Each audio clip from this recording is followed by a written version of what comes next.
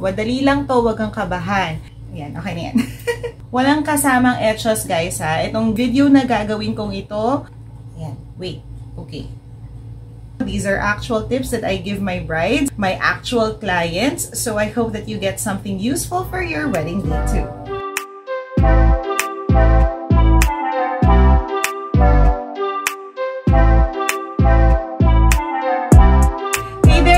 And welcome back to my channel. If you are new here, hello, I am Jazzling. I am a wedding planner based in Manila, Philippines. Please don't forget to subscribe to my channel. To be updated with my new uploads, don't forget to hit on the notification bell. Okay, so in this video, I will share with you 10 things that will not cost you anything but will definitely make your wedding day a whole lot easier. Huwag na nating patagalin. Let's get started. So the first two things that I want to share with you have something to do with your hair and makeup look. Wow, may pa ganon. So the first thing is not to use a conditioner before and on the day of your wedding. Diba, ginagamitan nila ng hair curlers, ginagamitan nila ng hair iron. So may you choose to have an updo or hair down or hair in a bun or half pony or the big curls.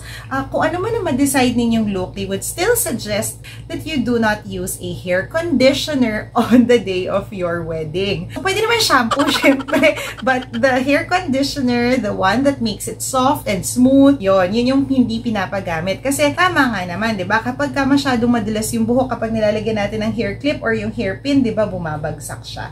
So, hindi naman dahil gusto nating maging dry yung inyong hair or maging frizzy or maging pangit for short. That's not the intention. The goal there is to not make it silky smooth so that it will be easy for them to set it and keep it that way for the entire wedding day. So, tip number 2 is to have a retouch set.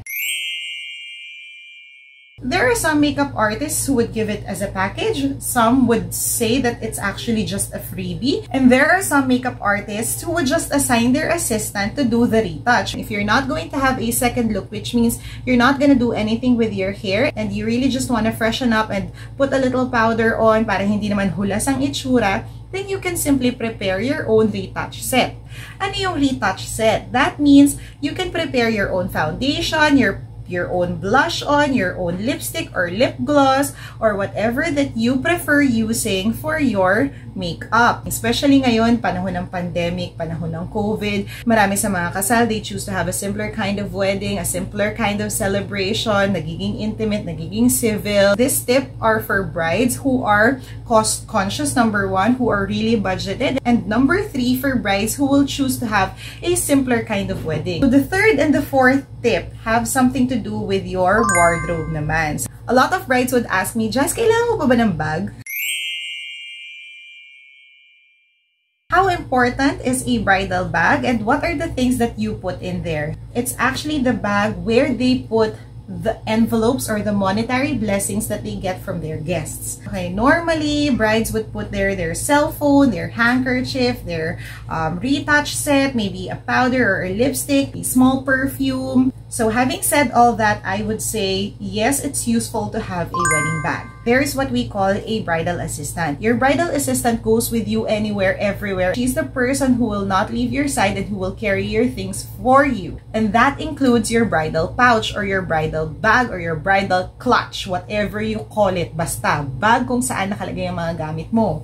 Okay, another way to have something to put things on, you can ask your couture or your dressmaker to create a nice slide of pocket on the side. But that of course is assuming na naka-ball gown ka. Pwede yun. Pero para kasi dun sa mga brides na naka-serpentina or naka-mermaid cut, walang space for a pocket there para malagyan mo ng cellphone. Accept the bridal pouch that's usually given or offered by your couture because it is going to be useful for you. Let's now go to tip number 4.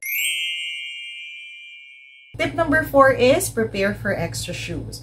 Buy some sneakers, sandals, or slippers. I think many brides naman already do that. So I'm just reminding you that it's going to be difficult to keep up with high heels all throughout the day. If you want to go modern, then maybe you want to buy some sneakers. There are many suppliers now who offer personalized shoes for the brides. Some of them would also offer the unique kind of slip-ons. Now, if you're more on the budget side and you really just want to be comfortable, then go ahead and buy something white. Buy something nice and comfortable, because if you are wearing a long gown, your guests will not see it anyway. Even if they see it, no judgment there at all. They will even find you the cool, comfy type of bride. The more that you do that for yourself and for your feet, the more that they will say, she's cool. So let's now go to tip number 5. Any event, every event needs that one person to lean on, all right? So tip number 5 is to have a point person on the day of the event. This is, again, assuming that you do not have wedding coordinators on the day, then you can just find someone who will be your go-to girl, all right, or your go-to guy. This person should be someone reliable, someone efficient, someone quick on her feet, and someone who will solve issues and filter out issues so that you don't have to worry about them. This person doesn't have to be a professional organizer. So long as this person understands that she's got some responsibilities on your wedding day and she's got some tasks to do, and she accepts that role wholeheartedly, then she's the person for you. Tip number 6 is to have a duplicate of your checklists or assignments for every supplier. Ano daw? Kala ko ba madali lang to, Miss Jazz? Madali lang to. Just list down everything that you want to remind people on the day. Ilagay mo doon kung sinong assigned o kung sinong supplier yon. Print it out, make a duplicate copy, and your point person's duty is to simply give it away to the people concerned. Kanino? You have music reminders to the sound system. You have food reminders to the catering. You have flower arrangement reminders for the florist. You have some decorations you want to put sa registration. Just make sure to type it down, print it out, and give it to the suppliers concerned on the day. Tip number 7 is to provide a big storage box or a mega box or whatever box, basta anything that can contain all your wedding or bridal items. Now, if you don't have a wedding coordinator, trust me, this is going to be very useful for you. Alright, so let's keep it simple. It's best to have all your bridal items in one place. In fact, for our brides, I asked them to bring a storage box so that when we are done wrapping up, we can easily endorse all of her bridal items because it's all written down in our checklist and it's all stored inside her box. Moving on now to tip number 8. Alright, so you're not gonna believe this, but what I am going to tell you, I'm not so sure if other people do this, but I'm gonna say it anyway. Prepare food containers. You guys, let's keep it real, mga Pilipino tayo. Mapamayaman, mapamahirap kapag may extra sa catering pinapa-take out. Tama? Now, believe it or not, hindi lahat ng catering services ay prepared sa pang-take out. Why is this an issue and why am I giving this as a tip? Because at the end of the party, that's the first thing that we usually ask our couple. Who is going to decide kanino mapupunta ang pagkain? Ang mother ng bride o ang mother ng groom? Sino ang susundin namin? Mapupunta ba ang leftover food sa family ng bride o sa family ng groom? O mag-share sila? Kanino mapupunta ang ulo ng lechon? Kanino mapupunta ang buntot ng lechon? Pati ang mga paa. Given na to sa Filipino families. Lahat tayo may gusto ng paksiw na lechon kinabukasan. Okay? Therefore, kanino mapupunta ang aling mga bagay? I've had a couple of clients before who want things individually packed like a bento. Hindi family meal. Hindi yung balutin nyo na lang kung anong nandyan. Because they want to give it away to people na malayo ang mga uuwian. If you have preferences on how you want your leftover food packed at the end of the party, then make sure to tell your catering service of your plans ahead of time or prepare your own food containers. Tip number 9 is about table assignments. I think this is very important and I'm sharing this with you so that you can organize your wedding even if you are not there organizing your wedding. Ano daw? Double print your table assignments. Para sa mga wedding na may coordinator, challenge na to. Paano pa sa wala? Regardless whether you have people assigned at the registration table or not, it would be best to duplicate your print on table assignments.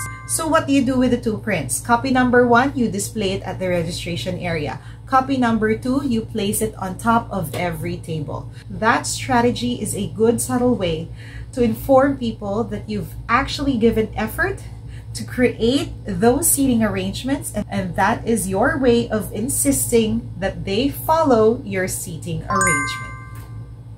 For me, number 10 is very important. That is why I saved it for last, and it's very simple.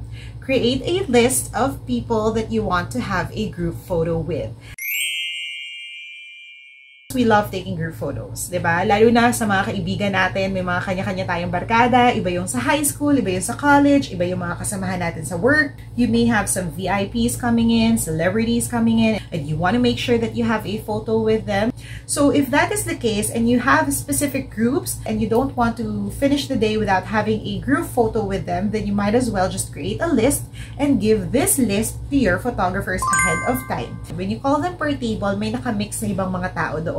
And you don't want to make the situation awkward by asking them not to stand up because you want this specific group only, or you want them to go down na because you want this specific group to stay with you for a group photo. Tatawagin niyo yung photographer and then you're gonna say, tawagin mo si ganyan, si ganon, si ganyan, di kayo magkarinigan, tapos nauubos na yung oras. Ang iniiwasan natin dito is yung nag-uutos ka na nasa stage ka. You're acting like your own coordinators and you are instructing in front of everybody. List down the group names and make sure to inform your photographer that this is your special request. Yeah, so that's it for my 10 wedding hacks, you guys. I hope that you enjoyed this video and I hope that you got something that's useful for your wedding. If you like this video, please give it a big thumbs up. If there's anything that you want to know, anything that you'd like me to share with you, discuss with you here on YouTube, just comment it down below. I will do my best to answer them in the future. So stay tuned because we have so much more announcements in the coming weeks. I told you guys I'm using this time to improve on everything about Jazzling. By the way, guys, in this video, I would like to officially announce that the new person who is coming in to join our team is none other than my sister, Christine Montesilio Lu. She is joining us as the new principal planner for Jazzling Events Management. From now on, her role is to overlook all coordination services and of course to plan and guide all partial and full coordination services. So I am very excited for her to work with our brides. On my next video, I will be asking her to join. Please don't forget to subscribe to my channel and hit on the notification bell so that you will always be updated with my new uploads.